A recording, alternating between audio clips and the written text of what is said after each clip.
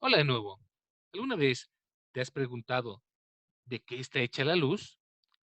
Una pregunta que nos ha intrigado mucho en física. La explicación que damos actualmente para la luz es fascinante. El día de hoy hablaremos del tema, la luz como onda y como partícula. Pero antes, ¿qué es la luz? Desde la perspectiva de la física, la luz es aquella región del espectro electromagnético que podemos percibir con nuestros ojos. En las siguientes sesiones de la semana estaremos hablando de las demás regiones del espectro electromagnético. La rama de la física que se encarga del estudio de la luz y de los fenómenos que éste experimenta se le llama óptica. Empecemos entonces hablando de los principales fenómenos ópticos o fenómenos que experimenta la luz. El primero de ellos, la reflexión. Literalmente es el rebote de la luz. Se refiere al comportamiento de la luz al rebotar en una superficie. Todos los objetos reflejan parte de la luz que reciben, solo cierta parte, pero por ejemplo los espejos reflejan el 100% de la luz que reciben, de tal manera que el fenómeno de reflexión permite explicar la formación de imágenes en espejos. Para entender este fenómeno y este hecho, hablemos acerca del rayo incidente y del rayo reflejado. El rayo incidente es aquel rayo emitido por la fuente luminosa, mientras que el rayo reflejado es aquel que interactúa con la superficie y se rebotó, reflexión igual a rebote de la luz. Ahora, como los espejos reflejan el 100% de la luz que reciben, el resultado es que podemos observarnos a nosotros mismos, literalmente. Hay una regla básica acerca de la reflexión y nos dice que cuando tenemos un espejo plano, el rayo incidente y el rayo reflejado tendrán el mismo ángulo con respecto a la normal. La normal es una línea imaginaria que se utiliza justamente para medir ángulos formados por los rayos luminosos. Observamos el complemento de esta imagen del lado izquierdo. Supongamos que el rayo incidente tiene un ángulo de 50 grados, este rayo choca con un espejo plano y se rebota. El ángulo de rebote va a ser igual de 50 grados si lo medimos con respecto a la normal, es decir, esta línea imaginaria que nos sirve para medir los ángulos incidentes y reflejados. Segundo fenómeno óptico, la refracción. Cuando hablamos de refracción, nos referimos al cambio de dirección y velocidad que experimenta la luz al pasar de un medio a otro.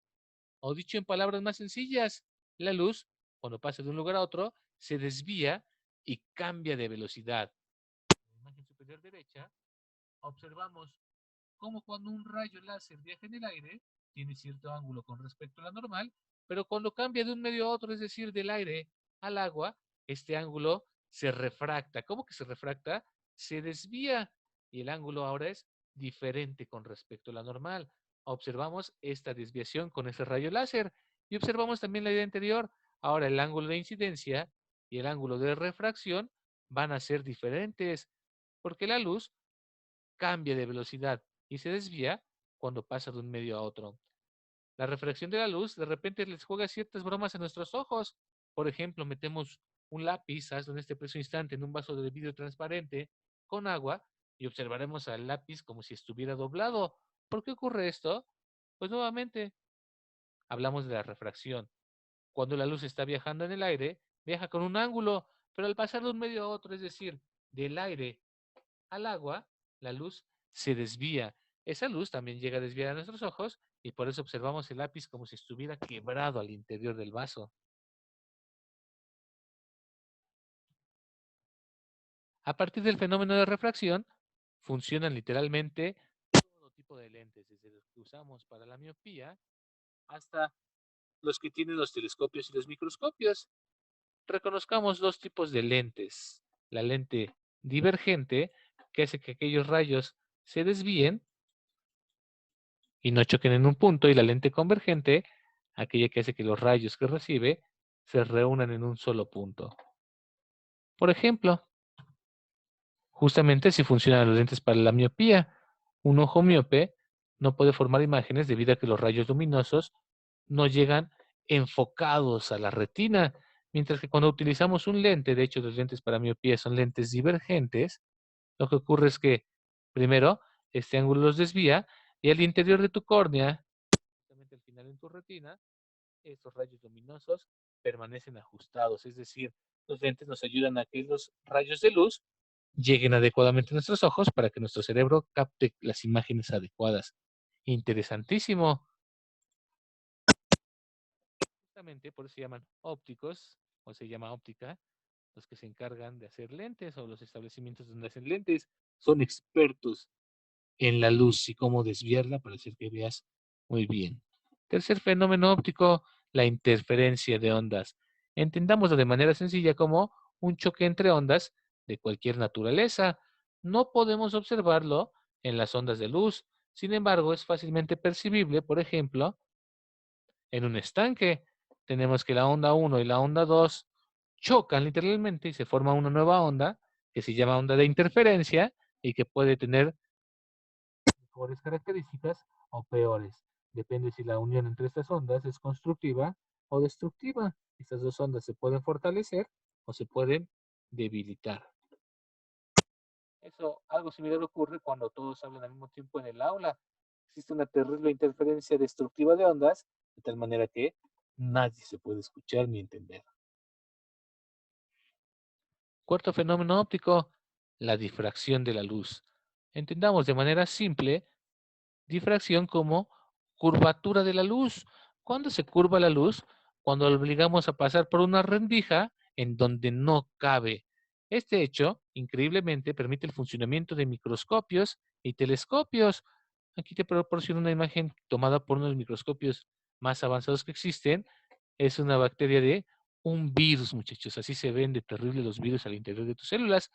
Una de las imágenes geniales proporcionadas por un telescopio, una nebulosa. Ya después veremos que es una nebulosa desde el punto de vista astronómico. ¿Cómo que la difracción es una curvatura que experimenta la luz? Si nosotros obligamos a pasar la luz a través de una rendija por la cual no quepa, cuya longitud sea menor que la longitud de la onda, lo que hace la luz es que tiende a curvarse y adquirir características diferentes para poder pasar por esta curvatura. Aquí decimos en términos generales que a pequeñas aperturas hay mucha difracción. Las ondas se curvan muchísimo para poder pasar. Y el contrario, si tenemos longitudes de onda grandes, también hay mucha difracción. Entonces, ¿a qué se refiere esto de la difracción? Obligamos a la luz a pasar por una rendija por donde no puede pasar, tiende a curvarse para lograr hacerlo. Qué interesantes fenómenos ópticos se experimenta. Y más interesante aún, que estos fenómenos no son aislados y que ocurren simultáneamente, de tal manera que la luz es uno de los principales componentes que nos ayuda a configurar y comprender el mundo tal y como lo observamos. Ahora bien, como decíamos, históricamente se han tenido dos modelos para explicar lo que es la luz.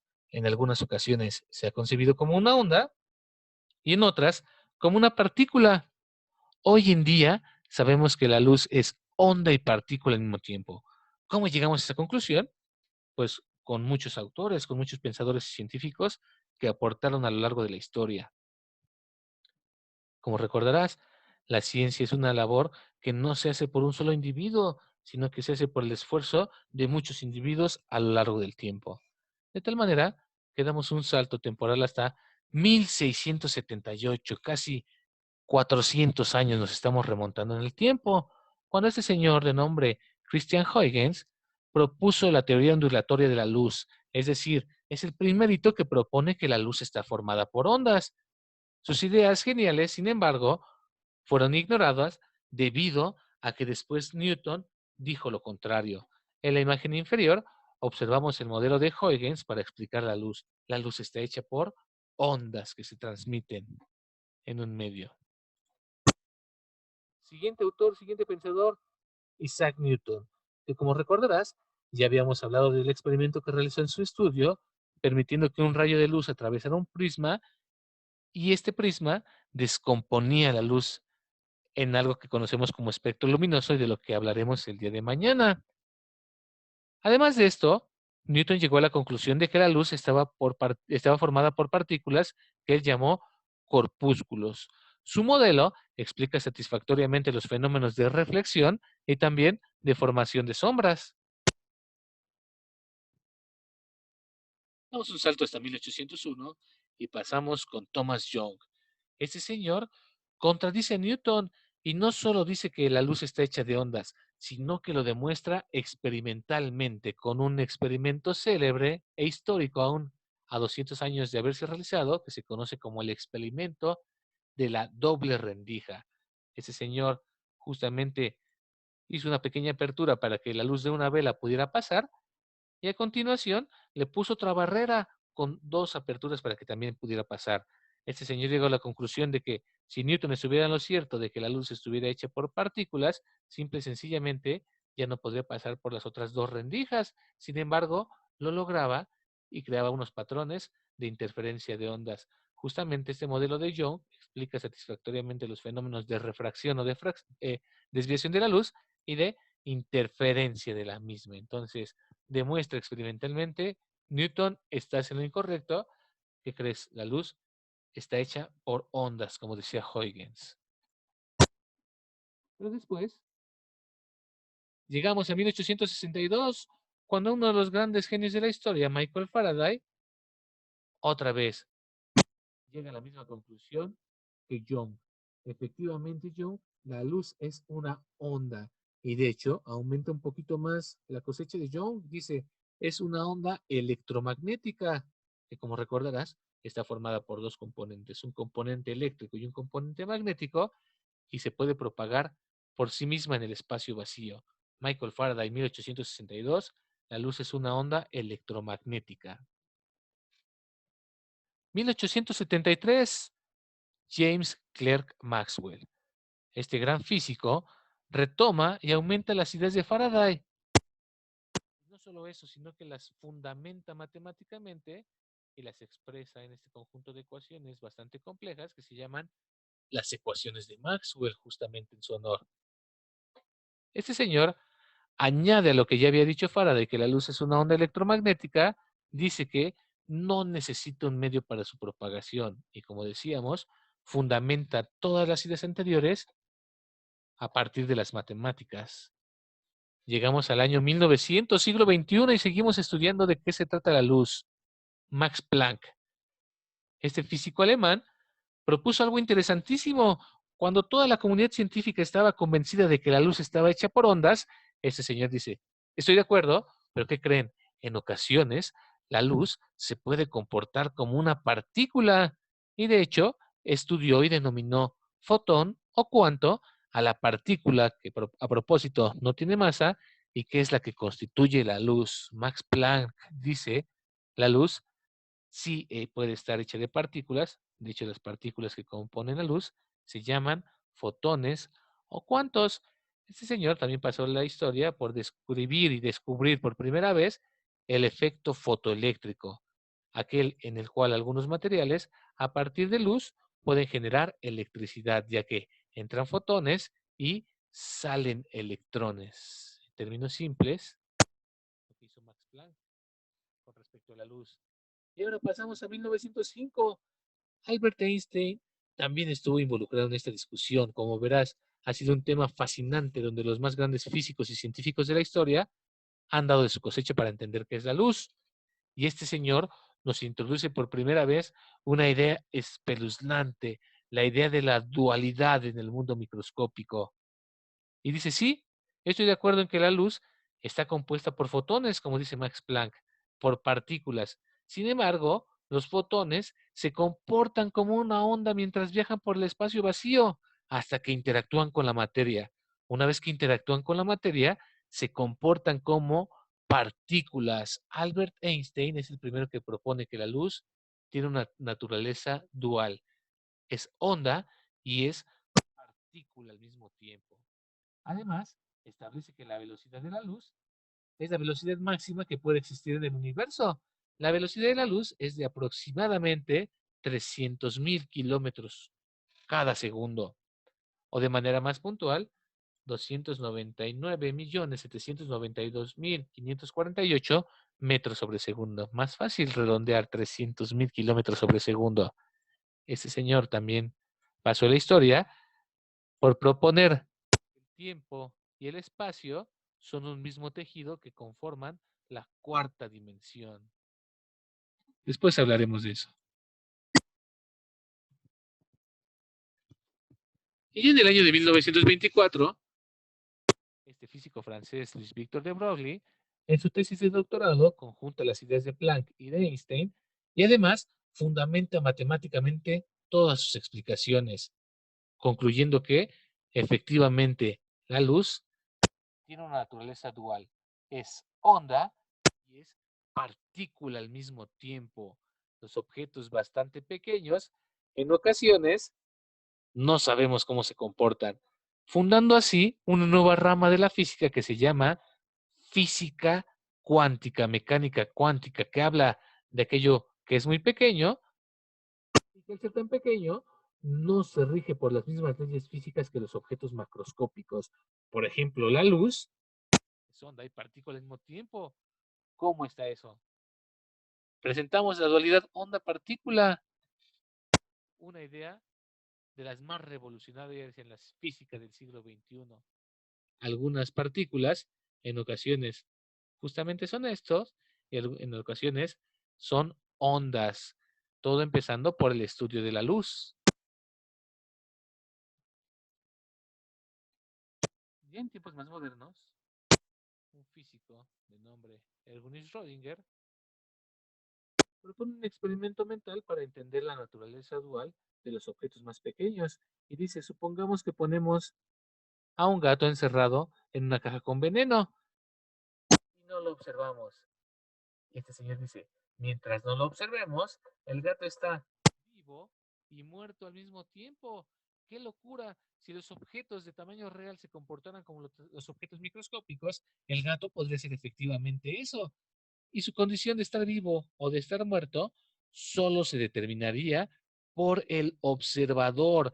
Algo así ocurre con la luz. Los objetos de tamaño normal no se comportan de esta manera, pero los objetos muy pequeñitos sí. Son dos cosas al mismo tiempo hasta que alguien los observa. Una locura que se llama física cuántica. Entonces, y ya para concluir con esta clase, conclusiones. La luz es onda y partícula al mismo tiempo. De acuerdo con el modelo de partícula, la luz está hecha de fotones, partículas que tienen energía, pero no tienen masa. Y de acuerdo con el modelo ondulatorio, la luz es una onda electromagnética que puede viajar y autopropagarse en el espacio vacío. ¿De qué depende? Del observador y de si la luz interactúa o no con la materia. La luz es onda y partícula al mismo tiempo. Pues ya saben, estimados alumnos, si tienen dudas, nos vemos por Zoom. Esto ha sido todo por hoy. Cuídense mucho, estén